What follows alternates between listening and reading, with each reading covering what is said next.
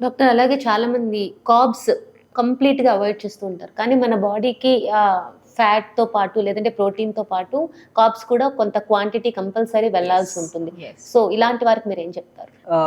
Zero carb diet అని, very very low carb diet అని ఇలా ఫాలో అవుతూ ఉంటారు. చూడండి, అందరూ ఒకటే ఫాలో అవ్వలేరు. Each individual is different.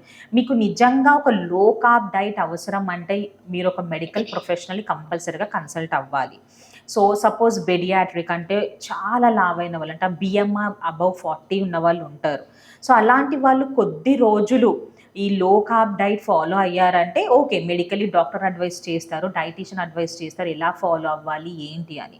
So అలాంటి వాళ్ళైతే ఓకే, అది కూడా డైటీషియన్ అడ్వైస్ చేసుకొని అండ్ ఎలా ఫాలో అవ్వాలి. అండ్ జీరో కార్బ్ అనేది కాదు, కార్బోహైడ్రేట్స్ అనేది ఇంపార్టెంట్, చాలా ఇంపార్టెంట్. సో ఏ రకమైన కార్బోహైడ్రేట్ తీసుకోవాలి, ఏ రకమైన కార్బోహైడ్రేట్ ఫుడ్స్ అవాయిడ్ చేయాలి అనేది కరెక్ట్గా గైడ్ లైన్స్, కరెక్ట్గా ఒక గైడెన్స్ లాగా వాళ్ళు ఫాలో అవుతే చాలా మంచిది.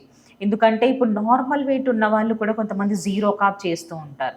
సో ఏంటంటే ప్రతి ఆర్గన్కి, మనకు బ్రెయిన్ కూడా గ్లూకోజ్ అనేది చాలా ఇంపార్టెంట్. అప్పుడే బ్రెయిన్ ఫంక్షన్ చాలా బాగా అవుతుంది. సో జీరో కార్బ్ చేశారంటే కూడా which is not good at all.